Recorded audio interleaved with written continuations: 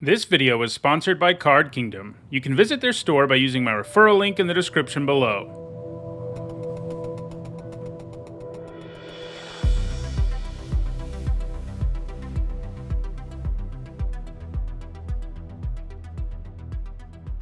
Hi everyone, I'm Nezaha, and today is Friday. That means it's time for another MTG Top 10, the series where I rank cards based on their historical performance at Magic's highest level of competition. Today is July 7th, which in shorthand is written as 7/7, so I thought it was a good day to take a look at Magic's best 7/7 creatures. A 7/7 creature is quite large, so large that it is often simply the largest creature on the board.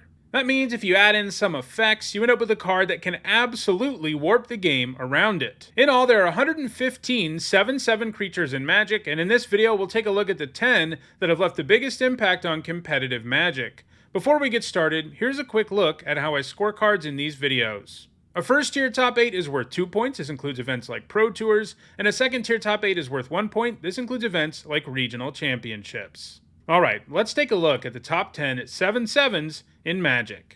At number 10, it is Primal Conqueror. This 7-mana 7/7 Trampler exiles cards from both libraries until a non-land card is revealed and lets you cast those spells for free. In other words, Itali is going to give you a 3-for-1 right away, while also possessing a must-kill body. Itali can also transform into Itali Primal Sickness if you pay 9 generic and a green Phyrexian mana. That is an 11/11 that adds indestructibility, and when it damages players, it gives them that many poison counters. That whole transform part doesn't come up very often in Constructed, partly because just getting Itali in play often delivers enough value to win the game, but it is upside on an already incredibly good card. So far, all of Itali's points have come in Standard. It's been reanimated using Cruelty of Gix, but it also shows up in Control decks as a win condition. He's likely to gain more points in the future, and he has a really good shot at moving up much higher on this list. At number 9, it is Titan of Industry. This 7-mana 7/7 comes with Trample and Reach, and when it enters the battlefield, it gives you 2 effects out of the following. You can destroy an artifact or creature, you can gain 5 life, you can make a 4/4 Rhino token, or you can put a shield counter on a creature. All of these effects have their place. The one that gives you the most consistent value is getting a 4/4 and putting a shield counter on the Titan, but sometimes you need to naturalize something or gain some life to stabilize.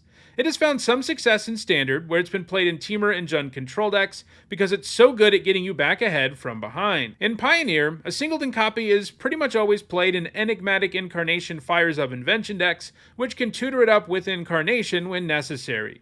It's going to keep gaining points in the future. At number 8, it is Verdant Force. This 8-mana 7/7 cranks out a 1/1 Saproling during each upkeep. Keep in mind that counts your opponent's upkeep. This usually means you'll get at least 1 Saproling out of it before your opponent gets a chance to kill it, and if they don't kill it, well, you'll have a Saproling army in no time. Back in the late 90s and early 2000s, Verdant Force was one of the game's most powerful creatures, and it was often a reanimation target in Standard and Extended. These days, there are better reanimation targets around, but the Force's multi-year dominance in 2 formats has allowed it to appear on this list. The bad news? It hasn't gained any points in a very long time, and it probably won't be long before it falls off the list. At number 7, it is Serra's Emissary. This 7-mana 7/7 comes with flying, and when it enters the battlefield, you choose a card type, and you and creatures you control gain protection from that type. The Emissary was printed in Modern Horizons 2, and this means its legality has been limited to Modern, Legacy, and Vintage, but it has done quite well in those formats, quickly becoming one of the premier creatures to cheat into play. In Modern, this is accomplished with Indomitable Creativity, in Legacy it usually gets reanimated, and in Vintage, Oath of Druids usually puts it into play. Getting this into play early and shutting down all of your opponent's cards of a single type is a great way to win the game in all 3 of those formats, so it's going to keep gaining points in the future. At number 6, it is Nezaha, Primal Tide. This 7-mana 7/7 can't be countered, turns off any limits on your hand size, draws you a card when your opponent casts a non-creature spell, and you can discard 3 cards to exile Nezaha and return it to the battlefield at the beginning of the next end step.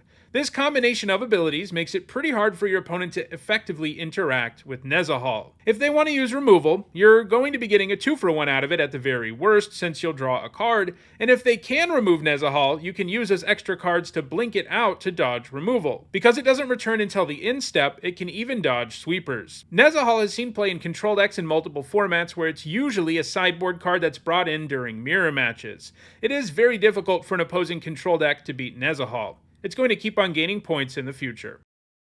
At number 5, it is Waker of Waves. This 7-mana 7/7 gives opposing creatures -1/-0, and you can also pay 1 generic and a blue and discard the Waker from your hand to look at the top 2 cards of your library. One of those goes into your hand, the other goes to the graveyard. This kind of design is always nice because you can basically cycle this away early, and then in the later game it can be an imposing board presence. It has gained all of its points in Modern Living Index, which look to cycle away a bunch of big creatures, like the Waker, until they find a card with Cascade that will always hit Living End.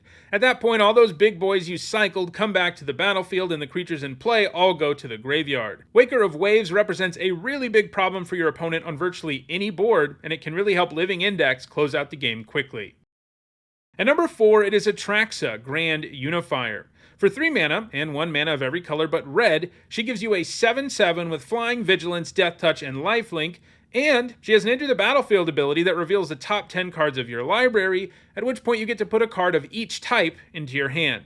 In short, she's a huge, scary threat that also draws you a ton of cards. All of that power means that there are already decks in every format that try to cheat her into play. For example, in Standard, she's reanimated with the Cruelty of Gix. In Modern, she's cheated into play with Indomitable Creativity. In Legacy, she's put into play with Sneak Attack or Show and Tell. And in Vintage, she's played alongside Oath of Druids. Basically, no matter what format you're playing right now, Atraxa is a card you're pretty likely to see in play. It is a really new card and already this high on the list, so it'll be interesting to see just how high it can go in the future.